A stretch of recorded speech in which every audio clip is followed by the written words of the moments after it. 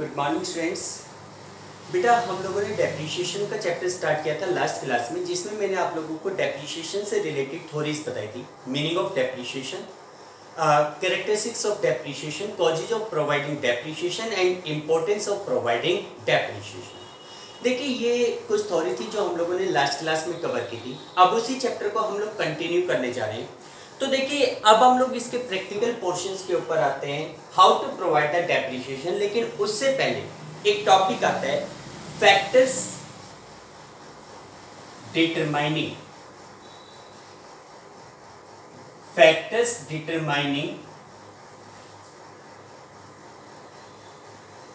Amount of depreciation. Factors determining the amount of depreciation. देखो बेटा, depreciation के amount को डिटरमाइन करने वाले, डिसाइड करने वाले फैक्टर्स कौन कौन से होते हैं। देखिए सीधी सी बात है कि डेप्रिशिएशन आपको पता है एक नॉन कैश एक्सपेंस होता है and it is only estimate, it is only reduction in the book value. आज आपके पास कोई मशीन है जिसकी वैल्यू आपके लिए, आपने उस मशीन को 1 लाख में परचेज किया, आपके लिए उस मशीन की वैल्यू 1 लाख रुपीस है, ठीक है। अब आफ्टर 1 ईयर आप उस मशीन के ऊपर डेप्रिशिएशन लगाना चाहते हो, तो क्वेश्चंस क्रिएट होता है कि आप उसके ऊपर 5% डेप्रिशिएशन लगाओगे, 8% लगाओगे, 10% लगाओगे। ये कैसे डिसाइड हो? आपको कैसे पता चलेगा कि एग्जैक्टली मशीन का प्राइस कितने रुपए रिड्यूस हो रहा है? 5% रिड्यूस हो रहा है, 5000 या 8000 या 10000, कितने रुपए रिड्यूस हो रहा है? It can't be determined freely. बिल्कुल फ्रीली इसको डिटरमाइन करना पॉसिबल नहीं है कि भाई हम उस मशीन के ऊपर 5000, 8000, 10000, 12000 कितने रुपए का डेप्रिशिएशन लगाए। तो मैंने आपको बताया कि depreciation is a non cash expense, it is only A estimated value, ठीक है। एग्जैक्ट डेप्रिशिएशन अमाउंट कैलकुलेट करना ऑलमोस्ट इम्पॉसिबल है। तो फिर भी हम डेप्रिशिएशन कैसे डिसाइड करते हैं? तो देखिए इसके लिए कुछ फैक्टर्स हैं जिनको कंसीडर किया जाता है। देखो डेप्रिशिएशन को डिटरमाइन करने के लिए मेनली 3 फैक्टर्स होते हैं जिनको अंडर कंसीडरेशन लिया जाता है। वो कौन कौन से हैं? सबसे पहला जो फैक्टर है that is cost of assets.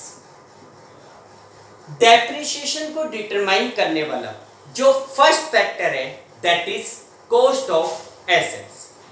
देखिए depreciation is directly belongs to cost of assets. Depreciation cost of assets के ऊपर डिपेंड करते हैं। आप एसेट्स की कॉस्ट के ऊपर ही डेप्रिशिएशन लगाते हो। अगर कोई मशीन आपके पास 1 लाख रुपीस की है और लेट्स सपोज आपकी डेप्रिशिएशन रेट 10% है, तो 1 लाख का 10% 10,000 रुपीस का डेप्रिशिएशन लगेगा। अगर ये मशीन 150 की होती तो आप 15,000 रुपीस का डेप्रिशिएशन लगाते। तो इसलिए हम कहते हैं कि depreciation directly belongs to the cost of assets. अब क्वेश्चन आता है what is cost of assets? Cost of assets क्या है? देखिए cost of asset doesn't mean only the purchasing price of fix assets. आप लोगों को अच्छी तरीके से पता है कि कॉस्ट किसी भी फिक्स एसेट्स को परचेज करते समय जितने भी फर्स्ट टाइम एक्सपेंसेस होते हैं, all expenses are also included in the cost of assets. Like आपने कोई 5 लाख रुपीस की मशीन परचेज की, उस मशीन को इंस्टॉल करने के लिए आपने किसी मैकेनिक को 50,000 रुपीस वेजेस के पे किए, तो जो वेजेस पे की जा रही है that is also part of the cost of assets. वो भी कॉस्ट ऑफ एसेट्स का ही एक पार्ट है। It means while determining the amount of depreciation, not only the purchasing price of assets but all other expenses which have been incurred before using the assets first time are also included in cost of assets। यानी कि cost of assets में ना केवल assets का purchasing price बल्कि वो सारे expenses जो उस assets को usable conditions में लाने तक first time किए जाते हैं, वो सारे cost of assets का part होता है। तो depreciation लगाते समय सबसे पहले assets की cost को determine किया जाता है। क्लियर? इसके बाद सेकंड जो फैक्टर है that is useful life of assets. देखिए बेटा, while determining the amount of depreciation, useful life of assets is also taken under consideration. देखो useful life means that number of year for which the assets is expected to be worth. देखिए useful life का मतलब होता है वो number of year जिसके लिए हम एक्सपेक्ट करते हैं कि हमारी एसेट्स यूजेबल कंडीशन में रहेगी। ठीक है, आप सोच के देखो कि अगर मान लो हमारी कोई मशीन 1 लाख रुपीस की है, 1 लाख रुपीस की कोई मशीन है, आपने ये सोचा कि भाई ये मशीन 5 ईयर तक काम करेगी। ठीक है, तो आप इस मशीन की जो कॉस्ट है उसको 5 ईयर में राइट ऑफ करोगे, यानी कि डेप्रिसिएशन 5 ईयर तक लगाओगे। हर साल एक तरीके से 20% का डेप्रिसिएशन लगेगा। अगर यही मशीन 10 ईयर तक चलेगी तो आप इस जो कॉस्ट है इसको 10 ईयर में डिवाइड करोगे, आप डेप्रिसिएशन 10 ईयर तक लगाओगे। अगर वो एसेट्स आफ्टर 1 ईयर खराब हो जाएगी, बेकार होगी, तो आप उस एसेट्स की कॉस्ट को एज ए डेप्रिसिएशन 1 ईयर में चार्ज करोगे। ठीक है, इसलिए हम कहते हैं कि किसी भी एसेट्स के ऊपर लगाया जाने वाला डेप्रिसिएशन उसकी यूजेबल लाइफ के ऊपर डिपेंड करता है कि वो एसेट्स कितने सालों तक यूज होगी। Now, normally the usable life means that number of year for which the assets expect to work. ठीक है, अब एक इसमें क्वेश्चन आता है, how to determine the usable life। भाई आपके पास कोई मशीन है, वो 5 ईयर तक चलेगी, 10 ईयर तक चलेगी, 20 ईयर तक चलेगी, इसका डिटर्मिनेशन कैसे किया जाएगा? तो देखो ये हमारे पास्ट एक्सपीरियंसेस के ऊपर बेस्ड करते हैं। हम लोग अपने पास्ट एक्सपीरियंसेस के अकॉर्डिंग ये बता सकते हैं कि किसी भी एसेट्स की यूजेबल लाइफ कितनी होती है, किसी भी एसेट्स की यूजेबल लाइफ कितनी होती है कि वो 10 ईयर तक वर्क करेगी, 5 ईयर तक वर्क करेगी। भाई जैसे नॉर्मली हम लोग क्या करते हैं, जैसे आज मार्केट से आप लोगों ने किसी ने कपड़े खरीदे, ठीक है, हम लोग ये मान के चलते हैं कि कपड़ों की जो लाइफ है वो 1 ईयर की होती है। ठीक है, कोई भी बंदा ये सोच के कपड़े नहीं खरीदता कि भाई आज मैंने कपड़ा खरीद लिया, 50 साल तक यही कपड़े पहनते रहूंगा। ऐसा नहीं, अगर ऐसा होता तो बचपन में ही एक बच्चे को कपड़े खरीद के दे दिए जाते बड़े साइज के, और वो लाइफ टाइम तक उसी कपड़े को पहनता रहता। हमें कपड़े की लाइफ डिटरमाइन है कि भाई लगभग नियर बाई अंदाजा लगा सकते हो कि भाई एक कपड़े एक शर्ट की कीमत है, एक शर्ट की जो लाइफ है वो 1 ईयर की है या 6 मंथ की है। ये हमारे पास्ट एक्सपीरियंसेस बताते हैं। इसी प्रकार मान लो बिजनेस करते हुए आपको कई साल हो गए, जिसके अकॉर्डिंग आपने ये सीखा कि भाई कोई मशीन 5 ईयर के बाद लगभग देखो एग्जैक्ट नहीं है, नियर बाई होता है, 5 का 5.5 भी हो सकता है, 5 का 4.5 भी हो सकता है। तो उसी ब्याप के ऊपर आप एसेट्स की यूजेबल लाइफ को डिटरमाइन करते हैं। ठीक, उसके बाद थर्ड जो फैक्टर है that is scrap value, residual value भी कहा जाता है, रेजिडुअल वैल्यू ऑफ एसेट्स। देखिए एसेट्स के ऊपर डेप्रिसिएशन के अमाउंट को डिटरमाइन करते समय how much depreciation is to be provided, scrap value of assets is also taken under consideration.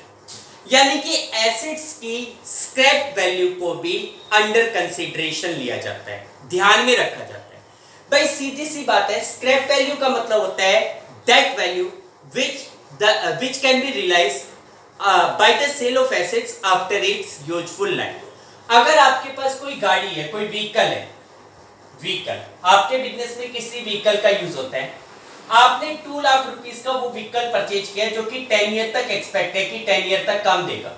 ठीक है, लेकिन 10 ईयर के बाद ठीक है हम लोग मानते हैं कि लगभग उस व्हीकल की लाइफ 10 ईयर होगी, 10 ईयर तक वो व्हीकल हमारे लिए यूजेबल कंडीशंस में होगा। ठीक है, 10 ईयर के बाद वो यूजेबल कंडीशन में नहीं होगा, डिस्क्रेड हो जाएगा, बेकार हो जाएगा। लेकिन आफ्टर 10 ईयर अगर हम उसको सेल आउट करें तो एज ए स्क्रैप उसका कोई प्राइस तो हमें मिल सकता है। भाई स्क्रैप के रूप में अगर आप उस व्हीकल को सेल आउट करोगे तो कुछ पैसा तो आपको मिल सकता है, जिसको हम उस एसेट्स की स्क्रैप वैल्यू कहते हैं। भाई जैसे व्हीकल है, ठीक है 10 साल के बाद वो यूजेबल कंडीशन में नहीं होता, उसको स्टार्ट करने में, उसको ले जाने में प्रॉब्लम आती है। लेकिन अगर आप उसको बेचोगे तो चाहे आप कबाड़ी को बेचो, वो कुछ ना कुछ अमाउंट तो उसके पे करके जाएगा, तो that is called scrap value of assets. तो किसी भी एसेट्स के ऊपर डेप्रिसिएशन लगाते समय आप उस एसेट्स की स्क्रैप वैल्यू को भी एस्टिमेट करते हो कि after the usable life of the assets how much price can be realised from sale of that assets. भाई यूजेबल लाइफ के बाद आप उस एसेट्स को बेचकर कितना पैसा वसूल कर सकते हो, वो उस एसेट्स की स्क्रैप वैल्यू कहलाती है, वो उस एसेट्स की स्क्रैप वैल्यू कहलाती है। तो देखिए बेटा, these are 3 factors which are taken under consideration while charging the amount of depreciation, while deciding the amount of depreciation. ठीक है, इनका क्या यूज होता है वो जब हम मेथड के ऊपर बात करेंगे तो बताऊंगा. फिलहाल एसेट्स की वैल्यूएशन करने के लिए इन तीनों फैक्टर्स को ध्यान में रखा जाता है. ये तीनों फैक्टर क्वेश्चन में आपको मिलेंगे. ठीक है, ये तो हो गए हमारे पास factors deciding the amount of depreciation. अब इसके बाद हमारे पास नेक्स्ट टॉपिक आता है, that is methods of providing depreciation.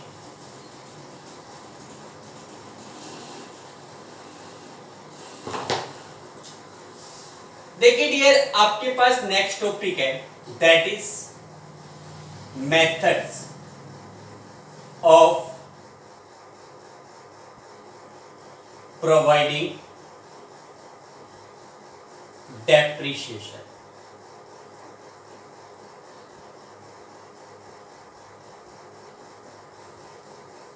देखिए डियर, अब हमारे पास नेक्स्ट टॉपिक आता है, that is methods of providing depreciation या methods of charging the amount of depreciation. Depreciation के अमाउंट को चार्ज करने वाले मेथड्स कौन कौन से. देखिए, आप लोग क्या करते हैं कि अपने बिजनेस में फिक्स एसेट्स को यूज करते हैं जिसके ऊपर हमें डेप्रिसिएशन लगाना होता है. क्वेश्चंस आता है कि डेप्रिसिएशन किस रेट से और किस मेथड से लगाया जाए. सबसे पहले अगर हम रेट की बात करें तो उसके लिए तो मैंने बता दिया कि तीन फैक्टर्स हैं which are taken under consideration. या तो वो तीनों फैक्टर्स होंगे या फिर क्वेश्चन में रेट ऑफ डेप्रिसिएशन आपको गिवन होगी. दूसरी बात आती है मेथड्स की. देखिए बेटा, आपको बताया है कि डेप्रिसिएशन एक नॉन कैश एक्सपेंस है, therefore it is almost impossible to calculate the exact amount of depreciation. आपकी एसेट्स की वैल्यू एग्जैक्टली कितने रुपए रिड्यूस हो रही है इसको डिटरमाइन करना थोड़ा सा डिफिकल्ट है. फिर भी institute of chartered accountant of India and cost and work accountants के द्वारा डेप्रिसिएशन प्रोवाइड करने के कुछ मेथड प्रेस्क्राइब किए गए. ठीक है, डेप्रिसिएशन के अमाउंट को कैलकुलेट करने के लिए कुछ मेथड्स प्रेस्क्राइब किए गए. वो मेथड्स लगभग 8-10 मेथड्स बताए गए, लेकिन हमारे सिलेबस में केवल 2 मेथड है. देखो, डेप्रिसिएशन चार्ज करने के जो मेथड्स हैं उसमें 2 मेथड्स हमारे सिलेबस में, हम उन्हीं के बारे में बात करेंगे. एक जो मेथड है उसका नाम है straight line method. Straight line method. और दूसरा जो मेथड है उसका नाम है return down value method. Return down value method. ठीक है, देखो हमारे सिलेबस के अकॉर्डिंग डेप्रिसिएशन चार्ज करने की ये 2 मेथड है. First one is straight line method and second one is return down value method. देखो, सबसे पहले हम लोग फर्स्ट मेथड के ऊपर आते हैं, that is straight line method. देखो, स्ट्रेट लाइन मेथड को original cost method, original cost method या फिर इक्वल इंस्टॉलमेंट मेथड के नाम से भी जाना जाता है. इक्वल इंस्टॉलमेंट मेथड के नाम से जाना जाता है. देखिए बेटा, इस मेथड में क्या होता है कि under this method each year depreciation is provided on the original cost of the assets. It means every year depreciation is charged on that price at which assets was acquired. देखिए, हर साल का depreciation आप उस amount के ऊपर दिखाएंगे जिस amount के ऊपर आपने एसेट्स को एक्वायर किया था, यानी कि cost of assets. Cost of assets के बारे में बता चुका हूं कि ना केवल परचेजिंग प्राइस बल्कि उस एसेट्स को एक्वायर करने के जितने एक्सपेंसेस होते हैं वो सारे कॉस्ट ऑफ एसेट्स में इंक्लूड होते हैं. अगर आपने कोई मशीन 1 लाख रुपीस में परचेज की है, उस मशीन को इंस्टॉल करने के ऊपर 20,000 रुपीस आपने वेजेस के पे किए, तो इसका मतलब ये हुआ कि उस एसेट्स की जो कॉस्ट है, that cost of assets is equal to 1,20,000. ये एसेट्स की ओरिजिनल कॉस्ट है. अब क्या होता है कि स्ट्रेट लाइन मेथड के according to this method each year depreciation is provided on this value. अगर मान लो आपकी जो डेप्रिसिएशन रेट है वो 10% है, क्वेश्चन में डेप्रिसिएशन रेट गिवन है, लेट्स सपोज 10%. तो आप क्या करोगे, हर ईयर का जो डेप्रिसिएशन होगा वो 10% चार्ज करोगे। पहले साल जैसे मशीन 120 की है, 120 का 10%, फर्स्ट ईयर कितना डेप्रिसिएशन लग गया, 12,000 रुपीज का डेप्रिसिएशन लगेगा। अब आप देखोगे कि जैसे 120 की मशीन थी, 12,000 का आपने डेप्रिसिएशन लगा दिया, तो आपके लिए वो मशीन कितने की बच गई, 1,08,000 रुपीज की मशीन बच गई। अब आप क्या करोगे कि सेकेंड ईयर का जो डेप्रिसिएशन होगा वो भी इसी अमाउंट के ऊपर चार्ज करोगे, ओरिजिनल वैल्यू पर। भाई स्ट्रेट लाइन मेथड में हर साल का डेप्रिसिएशन ओरिजिनल वैल्यू के ऊपर लगाना है, ओरिजिनल कॉस्ट पे लगाना है। 120 की मशीन में से 12 का डेप्रिसिएशन माइनस करने के बाद मशीन की वैल्यू 18 रह गई, लेकिन सेकेंड ईयर का डेप्रिसिएशन भी कितना लगेगा, वही 120 का 10% 12,000, ठीक है, कितना बचेगा 96। थर्ड ईयर भी कितना लगेगा, 12,000 रुपीज लगेगा। यानी कि each year depreciation is providing on the original cost of assets. However the book value of assets may be differ from year to year. हर साल बुक वैल्यू चेंज होती रहेगी, लेकिन डेप्रिसिएशन ओरिजिनल वैल्यू के ऊपर ही लगता जाएगा, ठीक है। ये डेप्रिसिएशन का स्ट्रेट लाइन मेथड। अब इसमें आता है कि जैसे इस क्वेश्चन में रेट ऑफ डेप्रिसिएशन गिवन थी, कई बार रेट ऑफ डेप्रिसिएशन गिवन नहीं होती, तो तरीका आता है डिटरमाइनिंग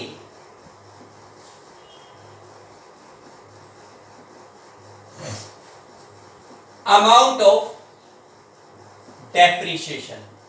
भाई एक साल का डेप्रिसिएशन कितना लगेगा, एक साल का डेप्रिसिएशन कितना लगना है, इसको कैसे डिटरमाइन करना है। इसमें दो कंडीशंस होगी। If rate of depreciation is given, अगर किसी क्वेश्चन में रेट ऑफ डेप्रिसिएशन गिवन है, जैसे यहां पे मैंने आपके सामने कंडीशन ली थी कि भाई मशीन की कॉस्ट है 120 और रेट ऑफ डेप्रिसिएशन है 10%। अगर रेट ऑफ डेप्रिसिएशन गिवन है तब तो कोई दिक्कत नहीं, डेप्रिसिएशन कैसे निकाला जाएगा, that is equal to cost of assets into में rate of depreciation divided by 100। ये वाला फार्मूला यूज करके आप डेप्रिसिएशन के अमाउंट को कैलकुलेट कर सकते हो। 1,20,000 की मशीन है, रेट ऑफ डेप्रिसिएशन 10/100, तो इस हिसाब से डेप्रिसिएशन अमाउंट आ गया 12,000। Each year depreciation will be 12,000। ये फर्स्ट मेथड है अगर डेप्रिसिएशन की रेट गिवन है, लेकिन कुछ क्वेश्चंस ऐसे होंगे जिसमें रेट ऑफ डेप्रिसिएशन गिवन नहीं होगी। अगर किसी क्वेश्चन में रेट ऑफ डेप्रिसिएशन गिवन नहीं है तो उस क्वेश्चन में तीन चीजें मिलेगी, कॉस्ट ऑफ एसेट्स मिलेगी, स्क्रैप वैल्यू मिलेगी और यूजफुल लाइफ मिलेगी।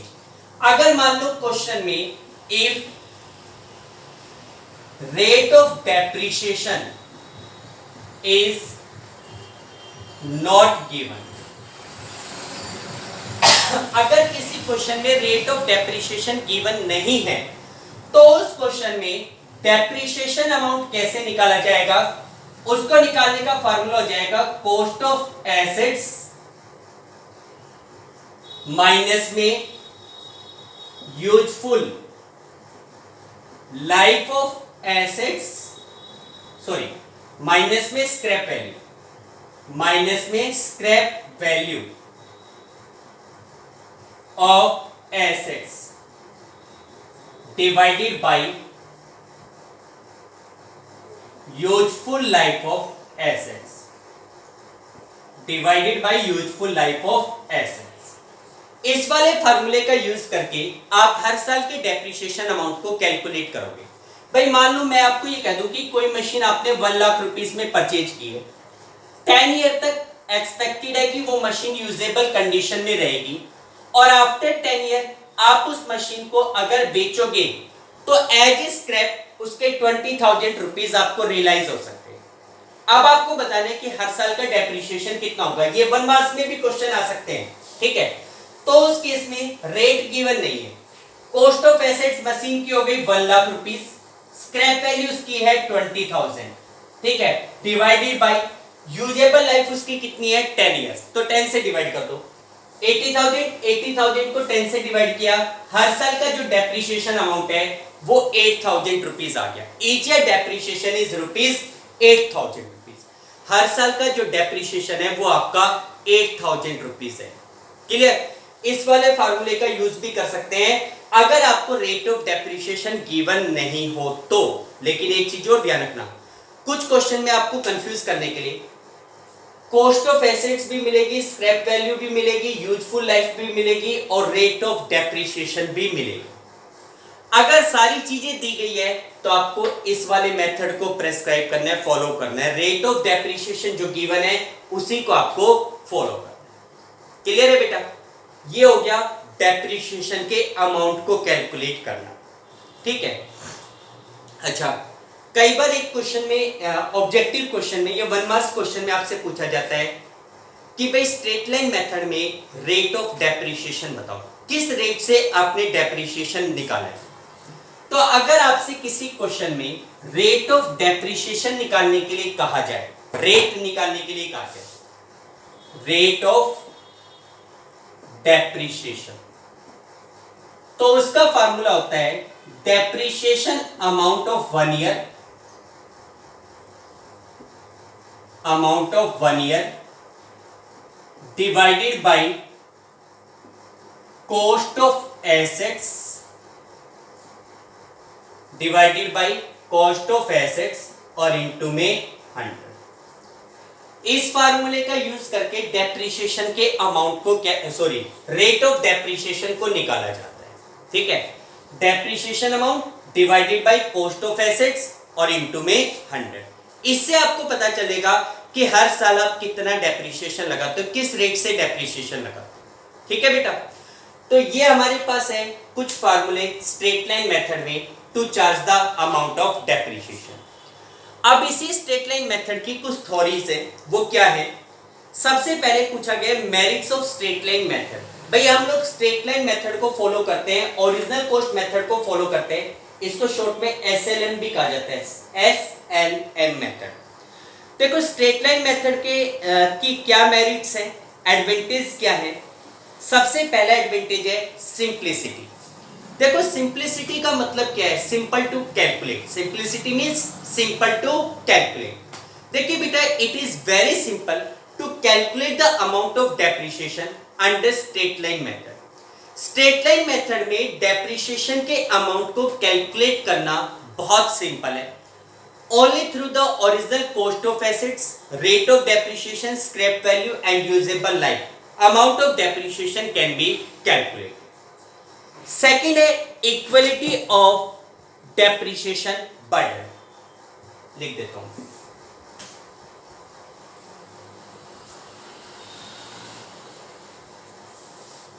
देखिए बेटा, हम लोग बात कर रहे थे मेरिट्स की। स्ट्रेट लाइन मेथड की मेरिट्स क्या है? स्ट्रेट लाइन मेथड की मेरिट्स, तो पहली मेरिट्स है, पहला एडवांटेज है दैट इज सिंप्लिसिटी। देखो straight line method is very simple, it is easy to calculate the amount of depreciation under this method. Second है equal burden of depreciation in every year, equal burden of depreciation in every year. हर साल depreciation का equal burden होगा। Equal burden होने का मतलब क्या होता है कि देखिए बेटा, इस मेथड में, under this method each year depreciation remains same. हर साल का जो डेप्रिसिएशन अमाउंट होता है वो सेम होता है। Therefore it create a equal charge on profit and loss in every year. हर साल अपने प्रॉफिट एंड लॉस में डेप्रिसिएशन का इक्वल अमाउंट दिखाया जाता है। ठीक है। उसके बाद अगला है that is assets can be completely written off. देखिए बेटा, अगर हम इस मेथड को फॉलो करते हैं, स्ट्रेट लाइन मेथड को, तो एक टाइम पीरियड ऐसा आएगा when the assets will be return of completely. यानी कि एक टाइम पीरियड आपके पास ऐसा भी आएगा जब आपकी एसेट्स पूरी तरीके से राइट ऑफ हो जाएगी, पूरी तरीके से आप उसको राइट ऑफ कर लेंगे। तो हम ये लिखेंगे कि under this method there will be 1 year in which assets will be return of completely. यानी कि इस मेथड में एसेट्स को पूरी तरीके से राइट ऑफ करना, अपनी बुक्स में से हटाना पॉसिबल होगा। उसके बाद अगला आता है knowledge of original cost and up to date depreciation.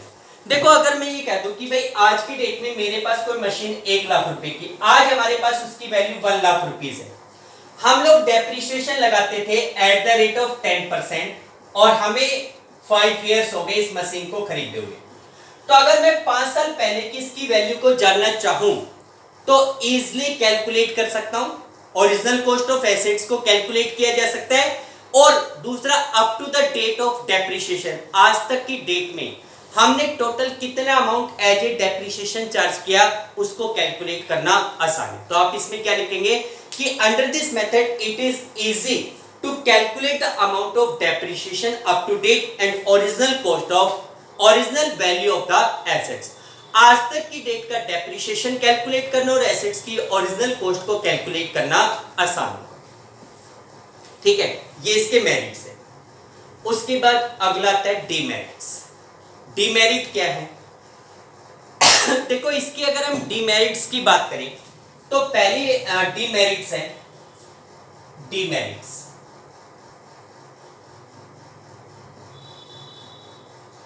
देखो फर्स्ट डीमेरिट्स है डिफिकल्टी इन कैलकुलेशन।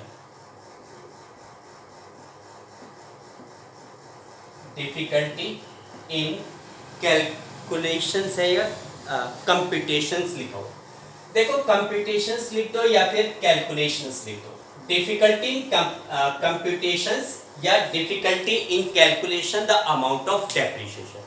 देखो बेटा इन this method to calculate the amount of depreciation we have to taken under consideration cost of assets, scrap value and usable life, but it is very difficult to estimate the scrap value and to calculate the usable life of assets। देखो कोई assets कितने सालों तक चलेगी ये exactly कोई नहीं बता सकता। उतने सालों के बाद यूजेबल लाइफ के बाद उस एसेट्स को कितने में एज ए स्क्रैप बेचा जा सकता है, it is very hard to calculate. तो हम ये कह सकते हैं कि under this method it is difficult to calculate the amount of depreciation because it is very difficult to estimate the usable life of assets and the scrap value after its usable life. यानी कि ये बहुत difficult है कि आप ये बता सको कि एसेट्स की स्क्रैप वैल्यू क्या होगी और वो कितने सालों तक यूजेबल कंडीशन में होगी।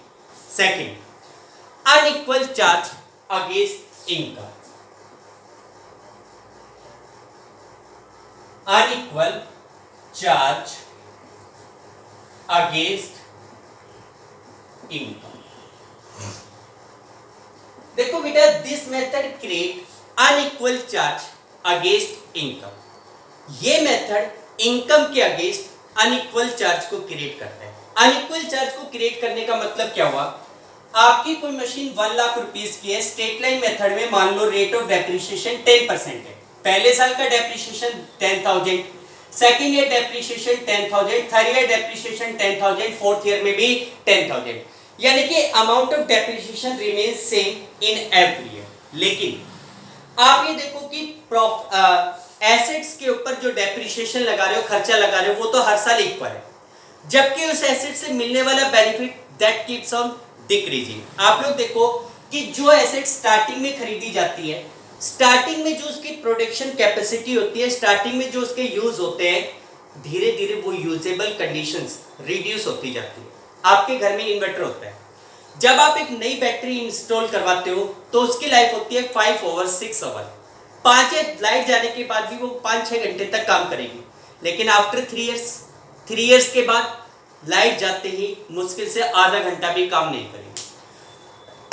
तो कहने का मतलब क्या हुआ कि एसेट्स से मिलने वाला बेनिफिट ईयर टू ईयर, साल दर साल रिड्यूस होता रहता है, but the amount of depreciation remains same. Therefore it create unequal charge against income. तो आप इसमें ये लिखेंगे कि the depreciation amount in this method remains same while the income generated from such assets keeps on reducing. Therefore this method create unequal charge against income. ये method income के against unequal charge create करता है। Next, undue pressure in later year. Later year means आने वाले साल। देखिए बेटा, जैसे मैंने बताया कि भाई मान लो एसेट्स के ऊपर हर साल का डेप्रिसिएशन तो लग रहा है 10,000, और उस एसेट से मिलने वाला जो बेनिफिट होता है इट कीप्स ऑन रिड्यूसिंग। पहले साल बेनिफिट था 15,000 का, सेकंड ईयर में 12,000, थर्ड ईयर में 11,000, फोर्थ ईयर में 9,000, फिफ्थ ईयर में 7,000 और सिक्स्थ ईयर में 2,000 रुपीज, ये उसका बेनिफिट है। ठीक है, लेट्स सपोज तो एसेट से मिलने वाला बेनिफिट रिड्यूस हो रहा है, डेप्रिसिएशन अमाउंट सेम है, तो it create a undue pressures in later year. भाई जो बाद वाले साल होते हैं उसमें इनकम के ऊपर अनड्यू प्रेशर क्रिएट करता है। तो हम ये लिखेंगे कि इन this method the depreciation amount remain same while the income in later years keeps on reducing through that assets. Therefore, this method creates a undue pressure in later year. जो आने वाले साल है उसमें undue pressure create होता है। उसके बाद अगला पॉइंट आता है omission of interest factor. Interest factor को ध्यान में नहीं रखना। देखो बेटा, जैसे आपके लिए कोई एसेट्स मान लो आज आपने 1 लाख रुपीस में खरीदी है, आप ये सोचते हो कि 10 ईयर तक ये एसेट्स हमारे पास चलेगी, आप हर साल उसके ऊपर 10,000 का डेप्रिसिएशन लगाते हो, आप ये मान के चलते हो कि आपको हर साल 10,000 रुपीज का लॉस हो रहा है। ऐसा नहीं है। देखो, अगर मैं आपको ये कहूं कि आज आप मुझे 1 लाख रुपए उधार दे दो, आने वाले 10 सालों तक आप हर साल मुझसे 10,000 रुपीज ले लेना, तो क्या आप इस बात के लिए एग्री होंगे? नहीं होंगे। अगर मैं कहूं कि आज आप मुझे 1 लाख रुपीज उधार दीजिए और आने वाले 10 सालों तक मैं आपको हर ईयर 10,000 रुपीज की पेमेंट कर दूंगा, ठीक है, 10 साल में मैंने आपको 1 लाख की पेमेंट कर दी और आज पैसा भी कितना लिया था? 1 लाख उधार, लेकिन आप सेटिस्फाइड नहीं हो। आप ही कहोगे सर हमने आपको 1 लाख रुपीस आज दिए हैं, तो उसके ऊपर हमें इंटरेस्ट का नुकसान भी तो हो रहा है, उसको भी तो ध्यान में रखो, उसके लिए भी तो अभी कुछ पे करो। तो वही बात है, आपने मशीन को 1 लाख में आज खरीदा है, आप डेप्रिसिएशन के रूप में 10,000 का लॉस हर साल दिखा रहे हैं। आपको 10 सालों में 1 लाख का लॉस नहीं, बल्कि इसके ऊपर मिलने वाले इंटरेस्ट का लॉस भी हुआ है। तो हम ये लिखेंगे कि under straight line method the interest factor is not taken under consideration while charging the amount of depreciation. Straight line method में डेप्रिसिएशन के अमाउंट को चार्ज करते समय इंटरेस्ट फैक्टर को अंडर कंसीडरेशन नहीं लिया जाता, ध्यान नहीं दिया जाता। उसके बाद अगला पॉइंट है unrealistic to write off the value of assets to 0। देखो बेटा, जैसे इस मेथड में एक टाइम पीरियड ऐसा आएगा जब एसेट्स की वैल्यू 0 होगी। भाई आप 1 लाख की मशीन खरीद रहे हो, हर साल 10,000 का डेप्रिसिएशन लगा रहे हो, 10 ईयर में डेप्रिसिएशन के 1 लाख दिखा दोगे, एसेट्स की वैल्यू क्या हो जाएगी? 0।